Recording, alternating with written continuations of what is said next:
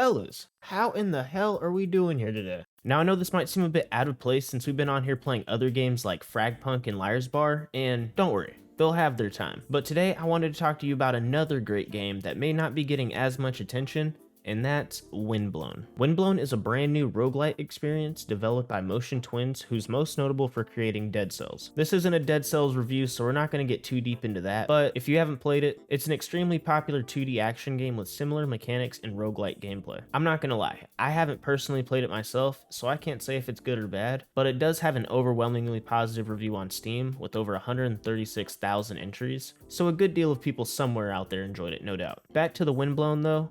This game is currently available on PC through Steam and it retails for $20. In terms of the story, you play as various different leapers who live on a chain of islands called the Ark and are recruited to traverse a multiversal vortex to scavenge for resources. They do have a little narrative that motivates everything you're doing in game, but this isn't played as a campaign, if that makes sense. The story is cool to give meaning to the world, but it's certainly not a focal point of the game. You're mainly coming to Windblown to run around super fast and kill stuff. The gameplay experience is identical to any other roguelite game. If you don't know what that is, a roguelite is a gameplay experience where the map, weapons, and items available are random each time you play, so no two playthroughs are ever the same. The map itself is also usually broken up into multiple different areas or rooms that progressively get more challenging, and if you die, you have to completely reset back to the beginning. So you're a leaper, this is the Ark, and we gotta sift through that tornado for scrap metal. Thanks for watching, everybody.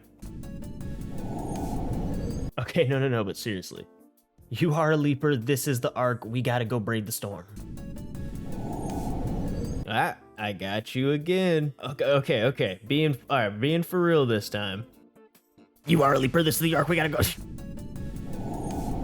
Okay, just dislike the video already, my bad. I had to get you the third time. This game is similar to RoboQuest where it gives you this giant camp that acts as your base of operations. This is where you upgrade your character, unlock new items, test out said new items, and then head out to smack around some Sentinel Primes. There's a few different characters to choose from in this game, but they don't really offer unique benefits. They just act as a different skin for your leaper. On an actual expedition, the tools you have at your disposal are 2 weapons, each with a light, heavy, and alternate attack, 2 trinkets that act as abilities, flasks for healing, and the occasional fish. The actual combat itself is smooth as butter. All of the combos flow together well, and you never have any sort of timing issues when switching between items or attacks. It's also worth mentioning that you are incredibly fast in this game, whether that's in the actual attacks or just moving around the map. I mean, look at my boy go out there, he's straight zooming. Something else that this game does that's nothing short of great is the addition of a multiplayer feature. These kind of games are perfect for playing with other people, and even if you don't have friends to play with, you can always matchmake for a squad so you always have a team. I will say though, it's great playing with other people, but not all of the loot is specifically dedicated for each player.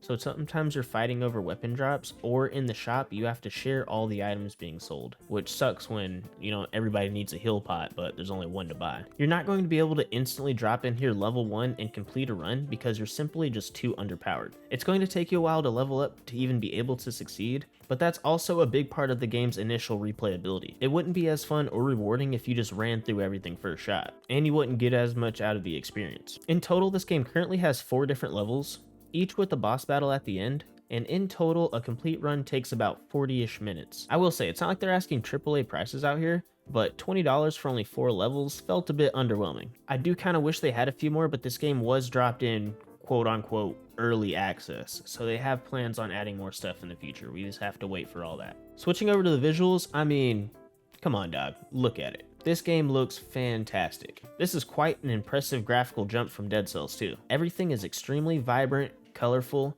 and each different world has a completely unique look from one another. It's hard to look at this and just not feel some sort of happiness or joy. I mean, I can't think of anything in this game that was visually unpleasing. The unique use of camera perspective is also fantastic, and such an interesting way for the game to be played. I don't even know exactly how I would describe it, but it's almost like they combined third person in like top-down MOBA and then found like a perfect medium in between. The camera constantly adjusts itself too, which changes the feeling of something being big with a lot of room or small and cramped. It also has an interesting way of moving with the elevation of the map, and the camera is never something I found to be a problem. At first I was concerned about not being able to like look where I wanted to or scan a new area how I wanted, but they show you what you need to see and it's something that you get used to really quick. Moving on to the audio, the only real standout for me would be that there's no voice actors, but all the characters at the main base have dialogue lines. This is something I bring up like every time I see it because me personally, I just don't really get it. I mean, even if the devs don't want to pay somebody, just do it yourself real quick.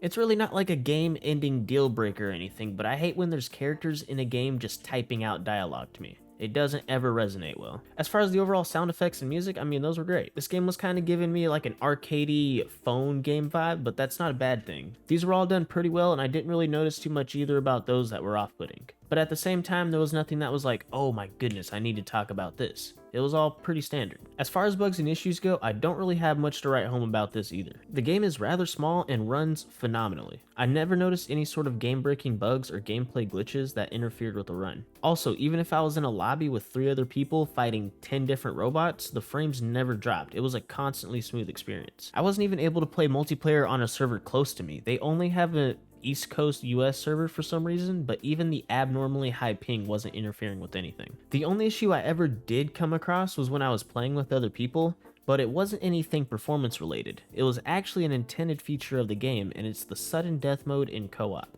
Whenever somebody dies in co-op mode, it triggers sudden death for everybody else, which means if they get hit a single time, they're getting one-shotted for their entire health bar. I don't know who, what, where, how, or why this is a thing, but me personally, it makes absolutely no sense. I mean, maybe I'm getting this wrong. I only played co-op for a few hours. This happened to me quite a bit. I just think it makes no sense why they would want to like somehow penalize the people still alive trying to keep the run going. It's just super weird. Once I started to realize why all these online runs kept getting chalked, I honestly didn't even want to play with other people anymore, solely because of the sudden death. I can't tell you how many runs I've seen end solely to that. Hopefully this is something they change in the future because the multiplayer aspect is a huge plus. But if you're actually trying to complete runs, it seems more worth it going in solo. In conclusion, Your Honor, Windblown is yet another 2024 certified hood classic. The lightning fast and responsive gameplay mixed with the weapons, abilities, and a team available makes for a really addicting gameplay loop that I thoroughly enjoyed, and will continue playing if they come out with some more stuff. If I had to wrap this all up into a rating today, 1 to 10, I think I'm gonna have to hit it with a 9. Now your boy's a big fan of roguelites, so this might all be a bit biased, but this formula just simply works. And I think anybody could pick this game up and have a good time with it. We've already reviewed 3 different games of this genre on the channel, and each one has found a way to change up the system and stand out from each other. Now RoboQuest is very near and dear to me because this was actually the first 10 we had given on the channel. So Windblown had some steep competition, but I think RoboQuest still might be a bit better. But that 9 for Windblown is like a strong 9, okay? I mean, it might even be a 9.5. This game was really good. I don't know what it is about this year in gaming, but man, it seems like every dev team on planet Earth is firing on all cylinders right now, except for whoever cooked up Concord. But with that being said, I think we're about done here, fellas. That's gonna about do it here for the review today. If you've also played Windblown, comment down below and let me know what you think of the game. I would love to hear about it. Also, if you enjoyed the video, make sure to like and subscribe for more content like this. I post reviews like this all the time, and I'll try to post a complete run of Windblown after this video so you can see what that's like if you wanted. Alright, I'm completely out of things to talk about though. That's about it from me, fellas. Hope you enjoyed. Take it easy. Have a good one. This has been Lunar, and welcome to Bound.